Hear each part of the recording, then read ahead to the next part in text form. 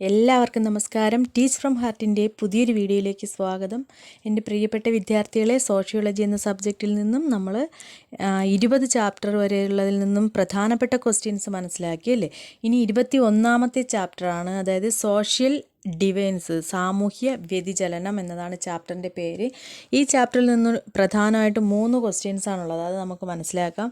അതായത് ക്രൈം എന്നാൽ എന്താണ്, ഡിഫൈൻ ക്രൈം, എന്താണ് കുറ്റകൃത്യം, അതുപോലെ അതിൻ്റെ കാരണങ്ങൾ, ഇത് ചോദിച്ചിട്ടുള്ളതാണ്. എക്സ്പ്ലെയിൻ കോസസ് ഓഫ് ക്രൈം എന്നുള്ളത്. അപ്പോൾ എന്താണ് കുറ്റകൃത്യം എന്നതുകൊണ്ട് ഉദ്ദേശിക്കുന്നത്? പ്രതിരോധമോ നീതീകരണമോ കൂടാതെ ക്രിമിനൽ നിയമത്തെ ലംഘിച്ചുകൊണ്ട് മനഃപൂർവ്വം നിർവഹിക്കുന്ന കൃത്യമോ കൃത്യത്തിൻ്റെ ഉപേക്ഷയോ ആണ് എന്തെന്ന് പറയുന്നത് കുറ്റകൃത്യം. അതായത് അതിനൊരു ന്യായീകരണം ഉണ്ടാവില്ലല്ലേ. പ്രതിരോധമോ നീതീകരണമോ ഒന്നുമില്ലാതെ തന്നെ ക്രിമിനൽ നിയമത്തെ ലംഘിച്ചുകൊണ്ട് മനഃപൂർവ്വം നിർവഹിക്കുന്ന ഒരു കൃത്യത്തെയോ അല്ലെങ്കിൽ അതിൻ്റെ കൃത്യത്തിൻ്റെ ഉപേക്ഷയോ നമുക്ക് എന്തെന്ന് പറയാം? കുറ്റകൃത്യം എന്ന് പറയാം. ഇനി ഈ കുറ്റകൃത്യങ്ങൾക്ക് പല കാരണങ്ങളുണ്ട്. ഏതൊക്കെയാണ് പ്രധാനപ്പെട്ട? അതായത് 6 കാരണങ്ങളാണ് പറയുന്നത്. ഒന്നാമത്തേത് പാരമ്പര്യം, 2 മദ്യവും മയക്കുമരുന്നുകളും, 3 പരിസരം അല്ലെങ്കിൽ അയൽപക്കം, 4 വീടും കുടുംബവും, 5 ജനസാന്ദ്രതയും ജനബാഹുല്യവും, 6ാമത്തേത് ദാരിദ്ര്യം. പാരമ്പര്യം എന്നുള്ളതുകൊണ്ട് ഉദ്ദേശിക്കുന്നത് കുറ്റകൃത്യത്തിന് വഴിയൊരുക്കുന്ന പ്രധാന ഘടകം എന്ന് പറയുന്നത് പാരമ്പര്യമാണ്. അതായത് ജന്മന തന്നെ കുറ്റകൃത്യത്തിനുള്ളൊരു പ്രേരണ അല്ലെങ്കിൽ വാസന ചിലരിലുണ്ടാകുന്നു. 2ാമത്തേത് മദ്യവും മയക്കുമരുന്നുകളും. നമ്മൾ ഇന്നത്തെ സാഹചര്യത്തിൽ കാണുന്ന ഏറ്റവും ഭീതിജനകമായൊരു സംഭവമാണല്ലേ. ചില ഗൗരവമുള്ള കുറ്റകൃത്യങ്ങൾ ചെയ്യിക്കുന്നതിനേക്കാൾ മദ്യത്തിൻ്റെയും മയക്കുമരുന്നുകളുടെയൊക്കെ ഉപയോഗം ചെറുകിട കുറ്റകൃത്യങ്ങൾ ചെയ്യിക്കുന്നതിൽ കൂടുതൽ പങ്കുവഹിക്കുന്നു. അതുപോലെ 3ാമത്തേത് പരിസരം അല്ലെങ്കിൽ അയൽപക്കം. കുറ്റകൃത്യത്തിൻ്റെ ഏറ്റവും നിർണായക ഘടകം അല്ലെങ്കിൽ പ്രധാനപ്പെട്ട സ്രോതസ്സാണ് ഈ പരിസരം അല്ലെങ്കിൽ അയൽപക്കം എന്നതുകൊണ്ട് ഉദ്ദേശിക്കുന്നത്. അതായത് ഒരു പ്രദേശത്തെ മോശമായ സാഹചര്യം കുറ്റകൃത്യങ്ങൾക്ക് വളരാനുള്ള വിളനിലമാണ് ആണല്ലോ. ചില കുടുംബ അന്തരീക്ഷം എന്ത് ചെയ്യുന്നു? ചില കുട്ടികളിൽ സ്വഭാവ ദൂഷ്യങ്ങൾ ഉണ്ടാക്കുന്നു. അതുപോലെ തന്നെ ഒരു പ്രദേശത്തുള്ള സാമൂഹ്യ വിരുദ്ധരുമായി ഇടയ്ക്കിടെയുള്ള കൂടിക്കാഴ്ച കുട്ടികളെയൊക്കെ എന്ത് ചെയ്യുന്നു? കുറ്റവാസനയുള്ളവരാക്കി പ്രോത്സാഹിപ്പിക്കുന്നു. അങ്ങനെ ആക്കി മാറ്റാൻ, അതായത് സഹവാസം കുറ്റകൃത്യങ്ങൾക്ക് പ്രോത്സാഹനം കൊടുക്കുന്നു എന്നാണ് പറയുന്നത്. അതുപോലെ വീടും കുടുംബവും കുറ്റകൃത്യത്തിനുള്ളൊരു സ്രോതസ്സാണ്. അതായത് നമുക്ക് പ്രത്യക്ഷമായോ പരോക്ഷമായോ കുറ്റകൃത്യങ്ങളൊക്കെ ഉണ്ടാവുന്ന കുട്ടികളെ ആ രീതിയിലാക്കുന്നതിൽ കുടുംബത്തിന് പങ്കുണ്ടെന്നാണ് പറയുന്നത്. മാതാപിതാക്കളും കുട്ടികളും തമ്മിലുള്ള ബന്ധങ്ങളിലെ താളപ്പിഴകൾ കുട്ടികളെ വേണ്ട വിധത്തിൽ ഉപദേശിക്കാനും നിയന്ത്രിക്കാനും അതായത് അതിന് കഴിയാതെ വരിക, ഇഷ്ടക്കേട് കൊണ്ടും വിവരമില്ലായ്മ കൊണ്ടും കുട്ടികളെ അവഗണിക്കുക, ഇങ്ങനെയുള്ള നിരവധി കാരണങ്ങൾ കുട്ടികളിൽ കുറ്റവാസന വളർത്താൻ കാരണമായി മാറുന്നു. ജനസാന്ദ്രതയും ജനബാഹുല്യവും. തിക്കും തിരക്കും വർദ്ധിക്കുന്ന ഒരു സാഹചര്യത്തിലാണ് നമ്മളിന്ന് ജീവിക്കുന്നത്. അപ്പോൾ ഇങ്ങനെ ഉണ്ടാകുന്ന ഒരു സാഹചര്യം കുറ്റകൃത്യങ്ങൾ കൂടാനുള്ള കാരണമായി മാറുന്നു. ജനപ്പെരുപ്പവും കുറ്റകൃത്യങ്ങളുടെ വളർച്ചയും തമ്മിൽ ബന്ധമുണ്ട്. അതുപോലെ തന്നെ നഗരങ്ങളിൽ സാമൂഹ്യ നിയന്ത്രണങ്ങളൊന്നും തന്നെ ഇല്ലാത്തതിനാൽ കുറ്റകൃത്യങ്ങൾ കൂടിക്കൂടി വരികയും ചെയ്യുന്നു. ദാരിദ്ര്യം നമുക്കറിയാം. ഏതെങ്കിലും ചെറിയ ചെറിയ മോഷണങ്ങളൊക്കെ നടത്തുന്ന കുട്ടികളൊക്കെ ഉണ്ടാവാം, അല്ലെങ്കിൽ അങ്ങനെയുള്ളവർ ഒരിക്കലും സാമൂഹ്യ വിരുദ്ധരല്ല അല്ലേ. അവരുടെ ദാരിദ്ര്യം കൊണ്ട് മോഷ്ടിക്കപ്പെടുന്നവരുണ്ട്. അപ്പോൾ ദാരിദ്ര്യം നേരിട്ട് കുറ്റകൃത്യങ്ങൾക്ക് കാരണമല്ല, പക്ഷേ അത് പരോക്ഷമായി കുറ്റകൃത്യങ്ങൾക്ക് കാരണമായി മാറുകയും ചെയ്യുന്നു. അപ്പോൾ ഇത്രയുമാണ് എക്സ്പ്ലെയിൻ കോസസ് ഓഫ് ക്രൈം എന്ന് ചോദിച്ചാൽ എഴുതാനായിട്ടുള്ളത്. അതുപോലെ തന്നെ പലതരം ക്രൈമുകളുണ്ട്. എന്തൊക്കെയുണ്ട്? വ്യക്തികൾക്ക് നേരെയുള്ള കുറ്റകൃത്യങ്ങൾ, സാമൂഹ്യപരമായ കുറ്റകൃത്യങ്ങൾ, അതുപോലെ സ്വത്ത് തുടങ്ങിയവയുമായി ബന്ധപ്പെട്ട കുറ്റകൃത്യങ്ങൾ. ഇനി ഞാൻ പറയാൻ പോകുന്ന ക്വസ്റ്റ്യനും മുൻവർഷം ചോദിച്ചിട്ടുള്ളതാണ്. ട്രുവൻസി എന്നാൽ എന്താണ് truancy? Define the term truancy. അതായത് അനാവശ്യമായി. ഇതിൻ്റെ ആൻസർ ഞാനൊരു വീഡിയോ ചെയ്തിട്ടിട്ടുണ്ട്, പ്ലേലിസ്റ്റ് നോക്കിയാൽ കാണാം. അനാവശ്യമായി, അതായത് നമ്മൾ പഴയ ക്വസ്റ്റ്യൻ പേപ്പർ റിവ്യൂ ചെയ്തപ്പോൾ ഞാൻ ആ ക്വസ്റ്റ്യൻ പേപ്പറിലെ റിവ്യൂ വെച്ചിട്ട് ഇതിൻ്റെയൊക്കെ ആൻസർ പറഞ്ഞു തന്നിട്ടുള്ളതാണ്. എന്നാലും ഞാൻ ഒന്നുകൂടി പറയാം അത് കാണാത്തവർക്കായിട്ട്. അനാവശ്യമായി സ്കൂളിൽ പോകാതെ വീട്ടിലിരിക്കുകയും അല്ലെങ്കിൽ മുഴുവൻ സമയവും അലഞ്ഞു തിരിഞ്ഞ് നടക്കുകയും ചെയ്യുന്ന കുട്ടികൾ ഏത് വിഭാഗത്തിൽപ്പെടുന്നു? ട്രുവൻസി എന്ന വിഭാഗത്തിൽപ്പെടുന്നു. ഇവർ പ്രത്യേകം ലക്ഷ്യമില്ലാത്തവരോ അല്ലെങ്കിൽ ദരിദ്രമായ കുടുംബത്തിലെ അംഗങ്ങളോ മാനസിക വൈകല്യമുള്ളവരോ ഒക്കെ ആയിരിക്കും. പരീക്ഷയോടുള്ള അമിതമായ ഭയം കൊണ്ടാവാം, ചീത്ത കൂട്ടുകെട്ട് കൊണ്ടാവാം, ഇങ്ങനെ പല കാരണങ്ങൾ കൊണ്ട് ഇവരെന്ത് ചെയ്യുന്നു? സ്കൂളിൽ പോകാതെ അലഞ്ഞു തിരിഞ്ഞ് നടക്കാറുണ്ട്. ഇത്തരം കുട്ടികൾ ട്രുവൻ്റ് എന്നറിയപ്പെടുന്നു. ശരിയായ ശിക്ഷണവും അതുപോലെ ഉപദേശവും ഒന്നുമില്ലാത്തതാണ് ഇവരിങ്ങനെ ആവാനുള്ള കാരണം.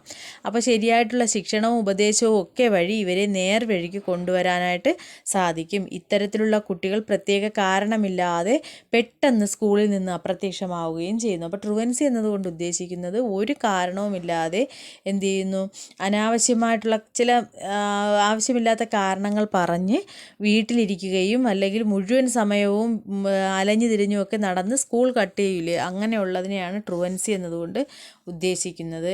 അതുപോലെ തന്നെ ഞാൻ മറ്റൊരു ക്വസ്റ്റ്യൻ കൂടി പറഞ്ഞുതരാം. കൗമാര കുറ്റകൃത്യങ്ങൾ എന്താണെന്ന്, ജുവനൈൽ അതുമായിട്ട് ബന്ധപ്പെട്ടതുണ്ട്.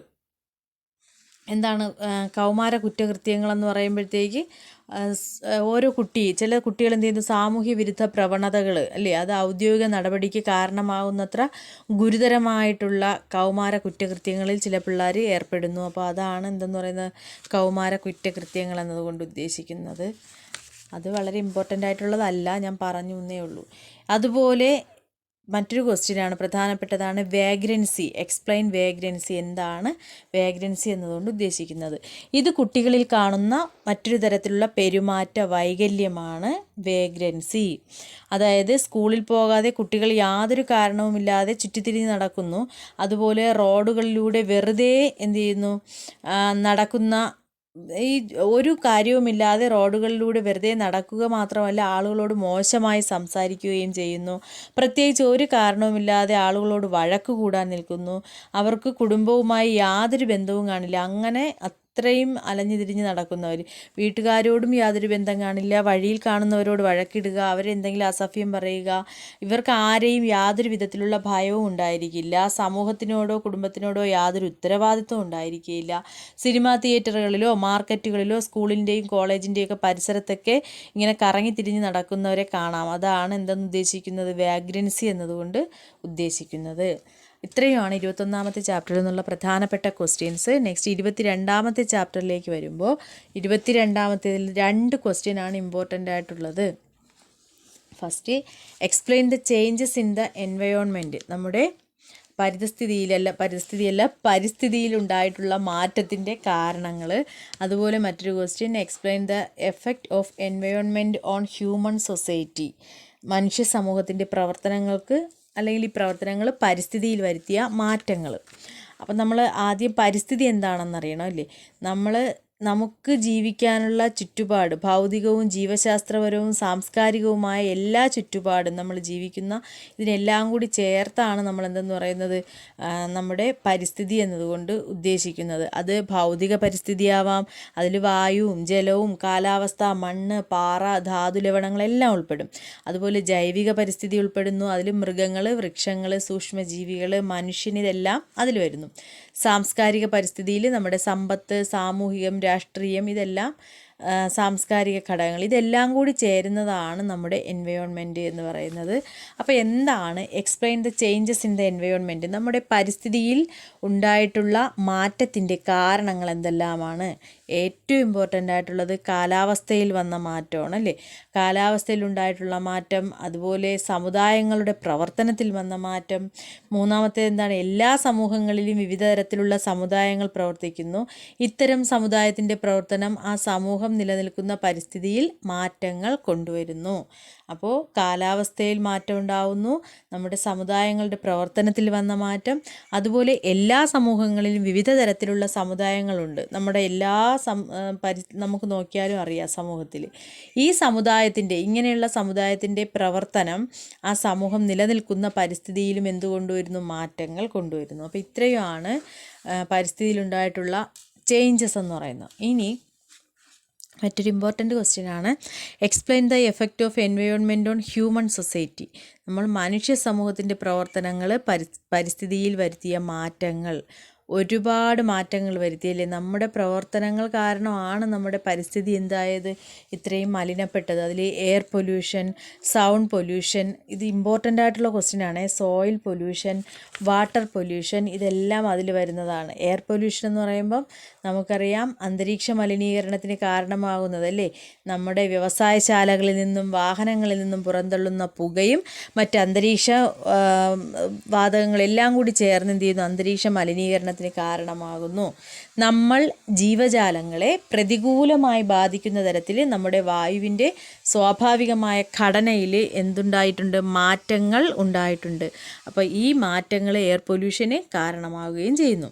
രണ്ടാമത്തെ സൗണ്ട് പൊല്യൂഷൻ, അസ്വസ്ഥത ഉളവാക്കുന്ന, അതായത് നമ്മൾ മനുഷ്യർക്ക് അസഹനീയമായ ശബ്ദങ്ങളാണ് എന്തെന്ന് പറയുന്നത് ശബ്ദ മലിനീകരണം കൊണ്ട് ഉദ്ദേശിക്കുന്നത്. ഉച്ചഭാഷിണികൾ, വാഹനങ്ങൾ, വിമാനങ്ങൾ, ഹെലികോപ്റ്റർ, ഇങ്ങനെയുള്ള എല്ലാത്തിൻ്റെയും ശബ്ദം അല്ലേ, ഇടിമുഴക്കം, സ്ഫോടനം, വ്യവസായശാലകൾ, ഇതെല്ലാം ശബ്ദ മലിനീകരണത്തിന് കാരണമാകുന്നവയാണ്. Next soil pollution. അതറിയാം, മണ്ണിൻ്റെ ഉൽപ്പാദനക്ഷമതയെയും ഗുണനിലവാരത്തെയും പ്രതികൂലമായി ബാധിക്കുന്ന തരത്തിൽ അതിൻ്റെ ഭൗതികവും രാസപരവും ജൈവികപരവുമായ സ്വഭാവങ്ങളിൽ മാറ്റമുണ്ടാക്കുന്നതിനെയാണ് നമ്മൾ മണ്ണിൻ്റെ മലിനീകരണം എന്ന് പറയുന്നത്. ഇത് ഏറ്റവും കൂടുതലായി മണ്ണിൻ്റെ മലിനീകരണം സംഭവിക്കുന്ന കീടനാശിനികൾ, വ്യാവസായിക അവശിഷ്ടങ്ങൾ, പ്ലാസ്റ്റിക് മണ്ണിൽ നിക്ഷേപിക്കുന്നത്, ഇങ്ങനെയുള്ള നിരവധി കാര്യങ്ങളിലൂടെ സോയിൽ പൊല്യൂഷൻ സംഭവിക്കുന്നു. വാട്ടർ പൊല്യൂഷൻ അറിയാമല്ലോ, വ്യാവസായിക ശാലകളിൽ നിന്നും മറ്റും പുറന്തള്ളുന്ന അവശിഷ്ടങ്ങൾ, കീടനാശിനികൾ, രാസവളങ്ങൾ, പിന്നെന്താണ് ഫാക്ടറികളിൽ നിന്ന്, അതാണ് വ്യാവസായിക ശാലയെന്ന് ഉദ്ദേശിക്കുന്നത്. അതുപോലെ തന്നെ എന്താണ് ഈ അറവ് മാലിന്യങ്ങൾ ഒഴുക്കി വിടാറുണ്ട്. ഇങ്ങനെ നിരവധി തരത്തിലുള്ള വാഹനങ്ങൾ കഴുകുന്നത്, ഇങ്ങനെ ഒരുപാട് കാര്യങ്ങൾ നമ്മുടെ ജലത്തെ മലിനമാക്കുന്നു. അപ്പോൾ ഇത്രയുമാണ് എങ്ങനെയാണ് എന്താണ് explain the effect of environment on human society എന്ന് ചോദിച്ചാൽ എഴുതാനായിട്ടുള്ളത്. മനുഷ്യ സമൂഹത്തിൻ്റെ പ്രവർത്തനങ്ങൾ പരിസ്ഥിതിയിൽ വരുത്തിയ മാറ്റങ്ങൾ എന്തെല്ലാം. അപ്പോൾ അതിൽ വരുന്നതാണ് air pollution, sound pollution, soil pollution, water pollution എന്നിവ. അപ്പോൾ ഇത്രയുമാണ് 22ാമത്തെ ചാപ്റ്ററിൽ നിന്നുള്ള പ്രധാനപ്പെട്ട ക്വസ്റ്റ്യൻസ്. ഇനി നമ്മൾ മൊഡ്യൂൾ 4ലേക്ക് പോവുകയാണ്. ഇന്ത്യൻ സൊസൈറ്റി 23 മുതൽ അങ്ങോട്ടുള്ള ചാപ്റ്റേഴ്സ് ഒരു 3 വീഡിയോയും കൂടിയൊക്കെ ആകുമ്പോൾ ഏകദേശം നമ്മൾ സോഷ്യോളജി കംപ്ലീറ്റ് ആവും. പിന്നെ നിങ്ങൾ മറ്റന്നാൾ എക്സാം ആണല്ലോ, എല്ലാവരും നന്നായിട്ട് പഠിക്കണേ. Okay, thank you.